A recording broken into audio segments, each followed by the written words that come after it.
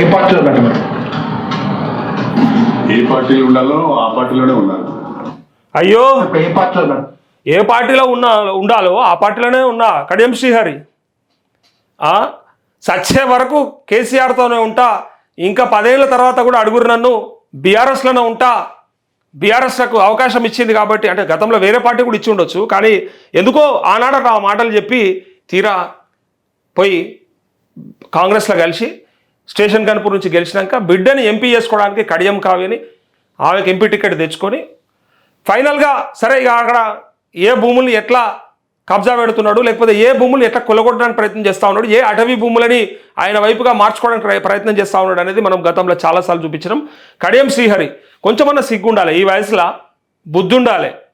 ఈ భాష వాడాలంటే ఓసారి బాధ అనిపిస్తుంది, కానీ మీరు చేస్తున్న తప్పిదాలు చూస్తే ఖచ్చితంగా అడగాలనిపిస్తుంది.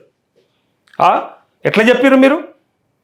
నేను చచ్చేదాకా బీఆర్ఎస్తోనే ఉంటా అని చెప్పినవి ఇక అప్పుడే అనుకోవాలి పక్క పార్టీ మారుతుండ్రు బాయ్ అని. నేను ఆ రోజే చెప్పిన, ఆ వీడియో చూపించి గతంలోనే చెప్పిన. అట్లా అన్నోడు ఎవడన్నా ఉన్నాడంటే ఖచ్చితంగా పార్టీ మారుతాడు. నేను సచ్చేదాకా ఇదిలోనే ఉంటా, ఎప్పటికీనే ఉంటా అన్నాడు అంటే అది మారడానికి సింబాలిక్గా మనకు సిగ్నల్ ఇస్తున్నట్టే.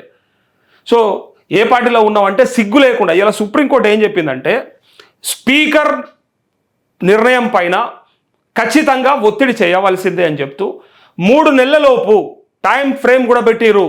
3 నెలలలోపు స్పీకర్ ఏదో ఒక నిర్ణయం తీసుకోవాల్సిందే, డిస్క్వాలిఫై చేయాల్సిందే అని చెప్పి ఈ ముగ్గురు పైన కడియం శ్రీహరి, తెల్లం వెంకట్రావు, దానం నాగేందర్, ఈ ముగ్గురు పైన ఉన్నటువంటి పిటిషన్ యాక్చువల్గా 10 మంది ఎమ్మెల్యేలను డిస్క్వాలిఫై చేస్తారు. అది పక్కా ఎలక్షన్స్ వస్తాయి. గూడెం మైపాల్ రెడ్డి నుంచి మొదలు పెడితే ఇంకా మిగిలిన వాళ్ళందరినీ కూడా డిస్క్వాలిఫికేషన్ పిటిషన్ ముందుకు వస్తూ ఉంది. ఈ ముగ్గురికి మాత్రం పక్కగా కోర్టుకు వెళ్ళారు కాబట్టి వాళ్ళని పక్కన పెట్టే అవకాశం 100% ఉన్నది. ఎలక్షన్ కూడా రాబోతూ ఉంది, ఉప ఎన్నికలు రాబోతూ ఉన్నాయి. దానికి కారణము వీళ్ళు పార్టీ మారి మళ్ళా మేము మారలేదు అని చెప్పి దొంగల్లాగా తప్పించుకొని తిరుగుతున్నాడు. సిగ్గు లేదా ఈ వయసులో ఈయన ఏమంటున్నాడు చూడు. ఏ పార్టీలో ఉన్నామంటే ధైర్యం లేదు, దమ్ము లేదా చెప్పుకోవడానికి?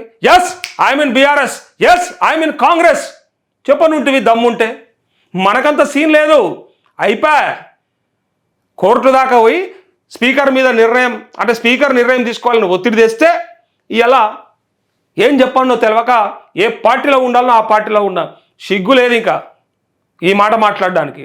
అనాలంటే బాధ అనిపిస్తుంది. ఇంత సీనియర్ నాయకుడు అయ్యుండి దొంగలాగా ఒక పార్టీ బీఫామ్ మీద గెలిచి ఇంకో పార్టీ అన్న కేసీఆర్ హయాంలో జరగలేదా? నేనేమంటున్నా, శుద్ధపూస సక్కన్ పూస అని చెప్తున్నా. ఎవరు చేసినా తప్పే అది. ఆనాడు జరిగింది పార్టీల విలీనం, సిఎల్పి టీడీఎల్పి యాద్ చేసుకోరు మీరు. ఆనాడు గిట్లా ఈ దొంగ లెక్క పోలే. ఇలా 2/3 మెజారిటీ కావాలంటే ఏడ సరిపోయింది. ఒకవేళ మొత్తం ఎల్పి విలీనం కావాలంటే 2/3 మెజారిటీ కావాలి. 39 మంది గెలిస్తే 26 మంది ఎమ్మెల్యేలు పోవాలి, పోయింది 10 మంది. కాబట్టి ఇలా అది చెప్పుకోలేని పరిస్థితులలో ఉండి ఏ పార్టీలో ఉన్నావంటే ఆయన ఎంత సింపుల్గా చెప్తుండంటే ఇగో ఏ పార్టీలో ఉండాలో ఆ పార్టీలోనే ఉన్నారు. నేను ఆడ పెట్టాను అన్నే పెడతారు, పబ్లిక్ ఇక ఊకోరిగా. ఈసారి ఏదో ఓ అవకాశం ఇచ్చి చూసిరు, కానీ నేను ఏడ పెట్టాలనో ఎట్లా పెట్టాలనో అట్లా పెట్టే ప్రయత్నం జరుగుతుంది అతి త్వరలో. టెన్షన్ ఏం లేదు. ఏ పార్టీలో ఉండాలనో ఆ పార్టీలో కాదు, పబ్లిక్ నేను ఏడ ఉంచాలనో ఆడ ఉంచుతారు. ఎండ్ల ఉంచాలనో కూడా ఆ ఉంచుడు కూడా కార్యక్రమం త్వరలోనే ఉంటుంది తమరు చేసే కార్యక్రమాల వల్ల. ఇప్పుడు ఈ ఒక్కని కోసం కాదు, ఇది ఎంటైర్ అంటే ఆ 10 మంది ఎమ్మెల్యేలకు వర్తిస్తుంది.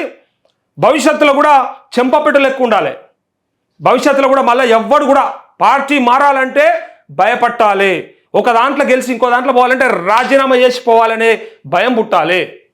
రాజీనామా చేయండి అసలు రానియరు అనేటట్టుగా తెలవాలి. ఇది లెక్క. అయితే ఇక్కడ ఈయన మాత్రం ఇక ఏ పార్టీలో ఉండాలో ఆ పార్టీలో ఉన్నా అని భయంగా చెప్తూ పోతా ఉన్నాడు. ఎందుకోసానికే ఈ వయసులో ఏం అక్కర్నాయి మీకు?